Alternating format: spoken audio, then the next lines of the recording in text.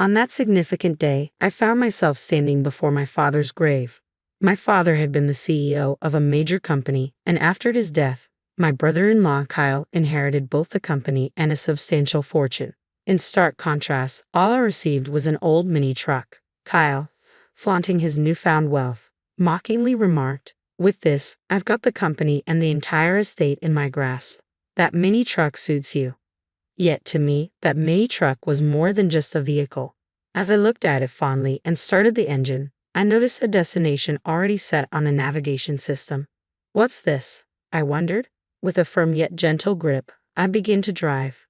My name is Jack Nicholson. I am a 44-year-old tutor, now standing before a large coffin where my father rests peacefully. My relationship with him had always been complicated. He built a construction company from scratch, but I chose a different path, leaving home right after university to become a teacher, fulfilling a childhood dream. This decision led to many heated arguments, and for a long time, we barely spoke. Despite our disagreements, I never hated my father. I had my own dreams to follow and couldn't give them up to run the family business, even though I felt a strong duty as the eldest son. Guilt weighed on me for not meeting my father's expectations, keeping me from visiting my parents' home. My mother relied on my sister Lauren to update my father about my life. Lauren and her husband often sent expensive gifts or arranged trips for my father's birthday or their anniversary, pretending they were from me. Each time, Lauren would encourage me, saying, "I wish you and Dad could talk directly. He's just trying to be strong. Deep down, he must be feeling lonely." I often thought about Lauren's words and would just shake my head.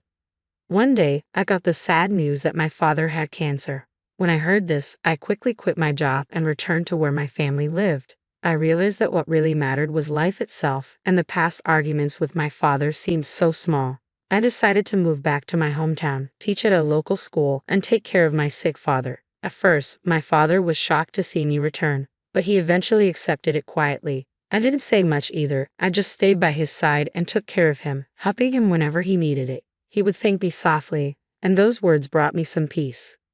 Sadly, my father's fight with his illness ended. The last chapter of his life closed quietly with me, Lauren, and our mother by his side. We couldn't know what he was thinking in his last moments, but we hoped his soul was at peace. Even though we expected it, losing him deeply affected us all. My mother, Lauren, and even my young nephew, Peter, were all very sad and cried. The only one who didn't show any emotion was my brother-in-law, Kyle. During the funeral preparations, he coldly asked, "Did he finally die, huh?" Hearing that, I was proud of myself for staying calm and not reacting angrily to Kyle. Instead, I focused on planning my father's funeral, keeping myself busy to distract from the pain. I ignored Kyle's harsh words and made sure everything for the funeral was done right. Kyle and I had never gotten along well, and our relationship only worsened over time. But despite everything, I kept my focus during this tough time. I first met Kyle when he was a skilled worker at my father's company, and I really respected his abilities. It felt like I had gained a real brother when Kyle married my sister Lauren. He was 5 years older than me and seemed like a role model. Before they got married, I often asked him for advice on various problems, and he always listened with understanding. One of our big discussions was about whether I should join the family business. Kyle would say, "A son should live his own life. Jack, you have your own path. No one knows which choices in life are the best, so the most important thing is to make choices you won't regret later." Encouraged by his words, I switched from business school, where I was studying management, to the Faculty of Education, where I truly wanted to study. As time went on, Kyle and Lauren got married and started their life together. 22 years passed, and the distance between my father and me grew wider. I moved on with my life, missing the chance to close that gap. But when I heard about my father's illness, I dropped everything and rushed home. Kyle, who once greeted me warmly, had changed. He now seemed uncomfortable around me. When we were alone, Kyle would say coldly, "You came back in a hurry when you heard he was sick, didn't you? But no matter what, you won't inherit anything."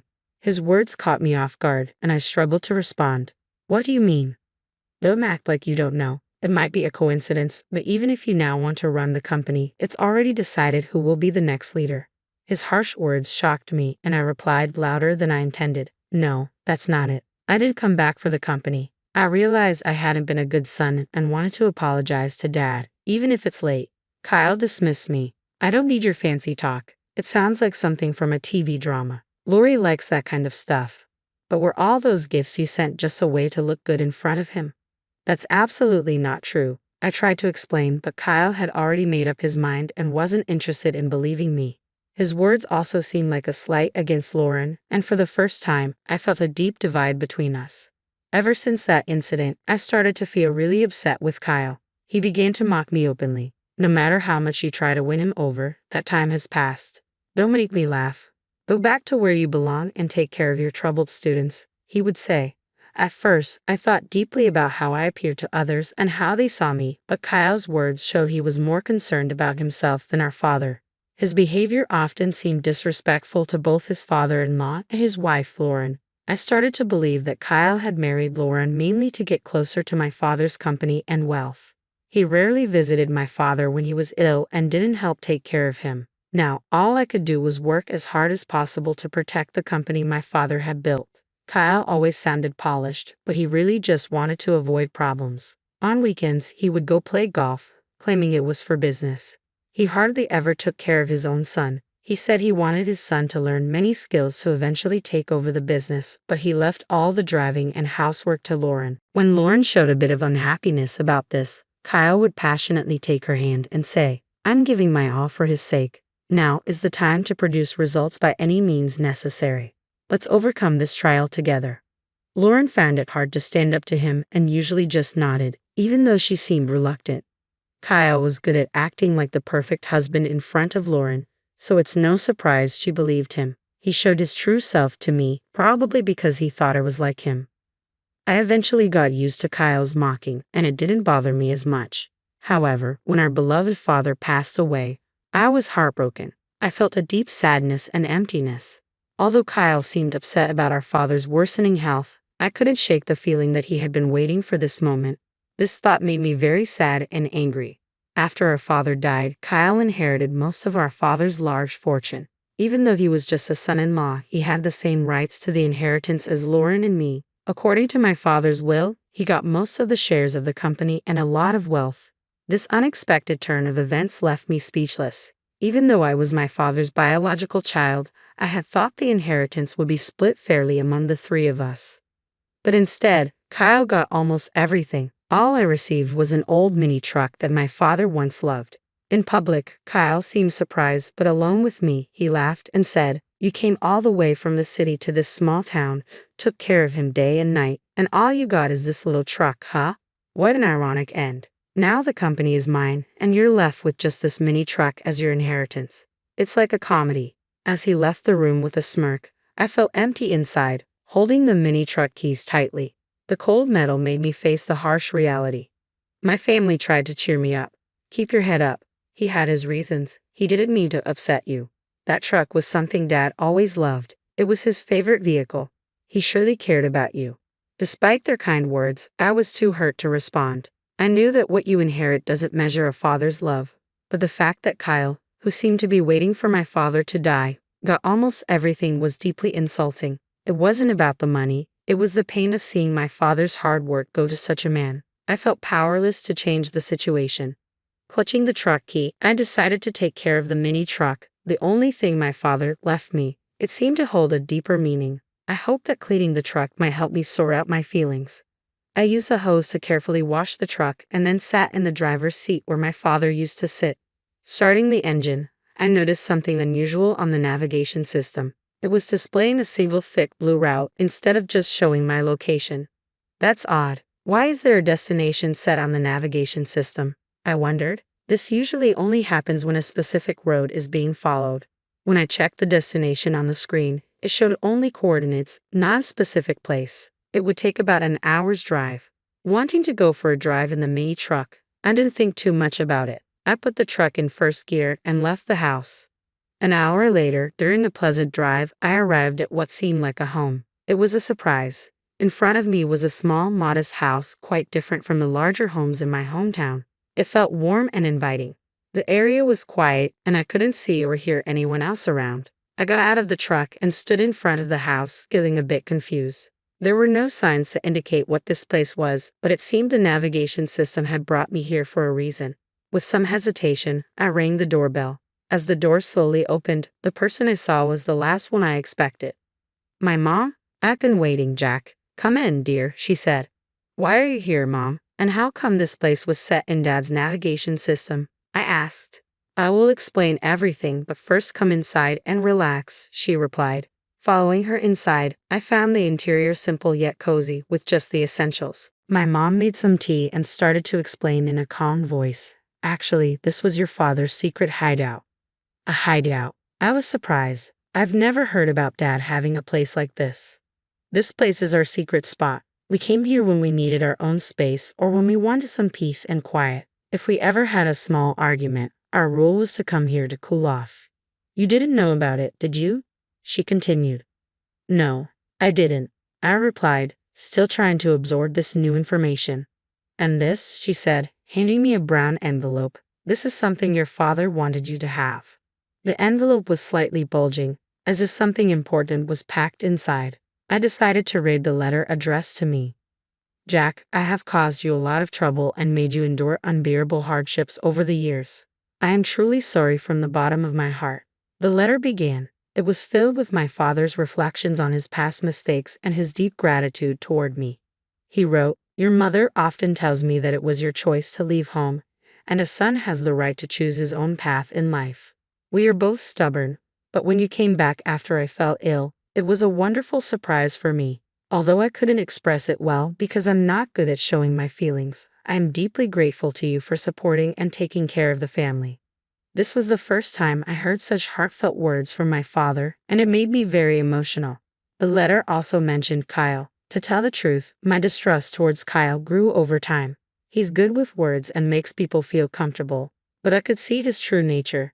I suspected his sneaky behavior around the house was his way of trying to claim ownership. I was too tired from work and taking care of you all to notice his cunning actions. But now, knowing Kyle as I do, I believe these suspicions were correct.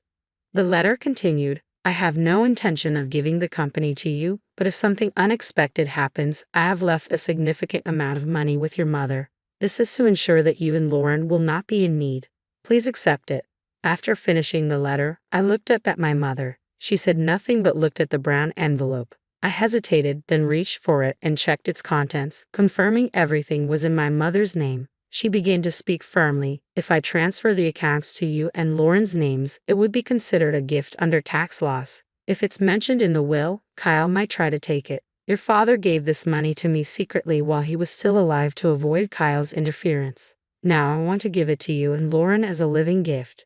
She explained this to me, but I was still trying to understand the full impact. The amount written in the account book she showed me was huge, unlike anything I could have imagined. I had never seen so much money before. It meant a lot to me that my dad had left this for me, not because of the amount, but because it showed he really cared about me, not just Kyle, who was seen as his successor. This touched me deeply. We didn't often share deep emotional words, but I knew he always cared deeply for us. I want everything I entrusted to your mother to be passed on to you as a thank you for all the gifts you've given me, and for that, I am truly grateful, he wrote. Before I knew it, tears were streaming down my face. I couldn't hold back my emotions. For a long time, I felt that my father never really understood me, but I was completely wrong. He always understood and valued me. That's probably why he trusted me with that old mini truck, knowing I would value it and use it well. Mom, I really wish I could have done more for Dad, I said, feeling deep regret. But my mother comforted me with a gentle smile. She seemed to understand the regret I felt, saying, It's natural to think you could have done more when mourning a parent. But you brought your father great joy and gave him so much love. You were his greatest pride. Hearing her words made me cry again. They also inspired me to make a firm decision. I wouldn't let the company my father built fall into the hands of someone like Kyle, who had wished for his death. I decided to quietly resist and make a careful plan without letting Kyle know I had acquired a significant fortune. The first step was to contact the corporate executives my father had trusted to build a foundation for their support. They agreed to help, supporting my desire to carry on my father's legacy. The reactions made it clear that my father had never spoken poorly of me. Meanwhile, my mother and sister acted soothingly during the letter reading, keeping Kyle's attention off me. They continued to act the same way in front of Kyle, which made him think he had succeeded and looked down on me with arrogance.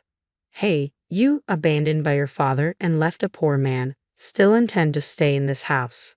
I'm the new president now. Admit your defeat and go back home. Kyle would say these words dismissively, waving his hand as if he were shooing away a small fly. Since becoming CEO, Kyle's arrogant attitude created a tense atmosphere in the company. Despite his high position, he ignored his duties and became rude to his staff. This caused a lot of problems, and many skilled employees were left unhappy with his leadership. Kyle didn't question his approach and remained overly confident. Those who can't grasp my superior vision might as well quit immediately, he would say in public, making decisions without listening to anyone else.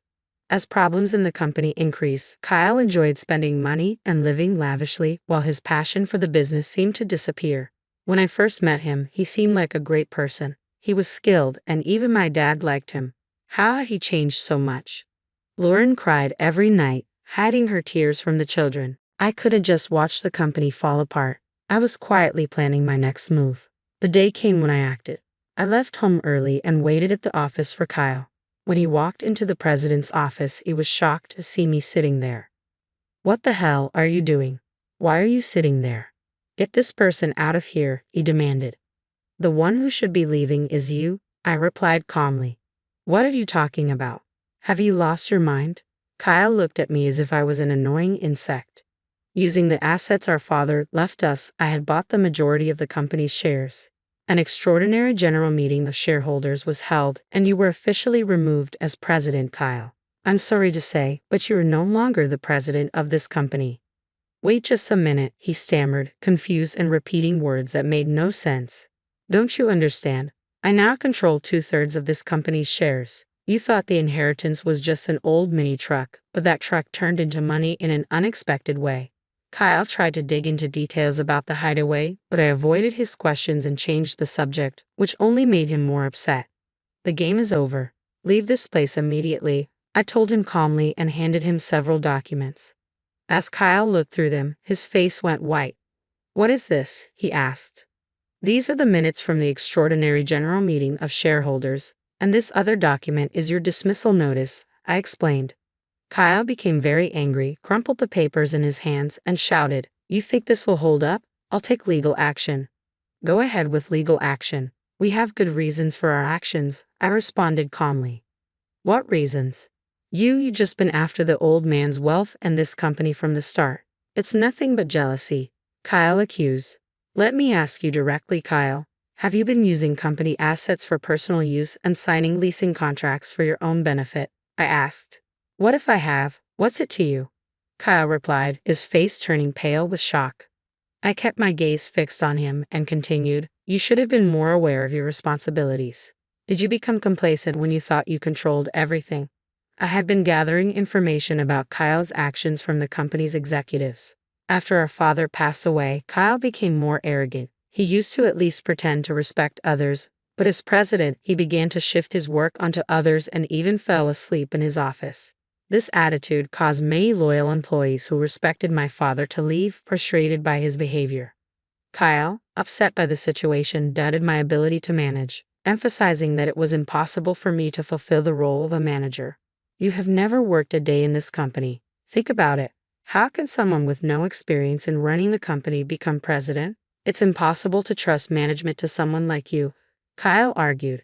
"You're absolutely right," I agreed. "I have no intention of becoming the president of this company. My sitting in this chair is just a symbolic message to you. In fact, a new president has already been elected by a different board of directors and is already carrying out their duties." Kyle was stunned. He stood there with his mouth open and his eyes wide, shocked by the turn of events. He had been sure that I was after the presidency and had schemed to replace him. As I've said many times, I'm not after the president's position. My only goal is to honor my father and protect the company he spent his life building, I explained. "Who would believe such fancy talk?" Kyle retorted. He thought I only cared about the wealth and status that came from our father, not his true worth. After my reply, Kyle trembled with anger for a moment, but then composed himself. "Do you think this is over and you can just enjoy it?" He scoffed and then stormed out of the president's office. That night, something unexpected happened. Lauren threw divorce papers at Kyle, ending their marriage. This was a result of his misconduct at the company and his eventual firing. The new president was chosen from among the directors who respected my father and were determined to protect what he built. I felt the company should be led by someone who would continue my father's legacy, a sentiment my mother and sister supported. As I coordinated Kyle's dismissal with the lawyers, Lauren was preparing for the divorce. On the day she mentioned divorce, her hurt voice filled the house with a heavy atmosphere. "Why do you turn away from me now? Is it because I've lost the title of president and you've lost interest in me?" Kyle asked. Maintaining her calm but firm demeanor, Lauren replied, "There's no point in talking about betrayal. You were the one who betrayed our relationship from the start. Your love was not for me but for the title of the president's daughter. You neglected our home, didn't help raise our children, showed no respect to our sick father, and in the end, you tried to take everything from our father for yourself. Now it's time for you to face the consequences." Kyle had no response to Lauren's words. She had endured a lot, worrying about her children's futures and the fate of the company, but thankfully, the inheritance from our father gave her a solid financial base to raise her children. After the divorce, we planned to live a peaceful life away from conflict with our mother and sister. Our only concern was the possibility of retaliation from Kyle, but he was now out of funds. He had lost a lot of money to an investment scam and was even in debt. This scam involved a man pretending to be from a brokerage firm who was actually a fraudster. Kyle was played by convincing words, losing a significant amount. This situation showed how people could exploit those who suddenly have a lot of money. Now Kyle was suffering the financial consequences of his actions. Meanwhile, I spent fulfilling days taking care of my mother. I enjoyed a peaceful, comfortable life, continuing my work at the tutoring school. My mother and I also took great joy in caring for my nephew Peter, who was very fond of us. His presence added happiness to our daily lives. "When I grow up, I'm going to be a president like Grandpa," Peter declared, his words filled with the innocence of childhood dreams. This brought smiles to our faces and even made my mother tear up with emotion. Lauren and I exchanged knowing looks, our smiles reflecting warmth and understanding. "You might say it now, but I wouldn't be surprised if you want to become a teacher when you're in college," I told him gently, reflecting on similar past statements, which made everyone laugh. "But I'm not very good at studying, so maybe I won't make a good teacher," he said seriously, furrowing his brow. His earnestness made this even more endearing and prompted more laughter, this time filled with affection. In that moment, filled with an overwhelming sense of happiness, we realized we were truly living in the present, enjoying our family unity, and ready to face whatever the future might bring.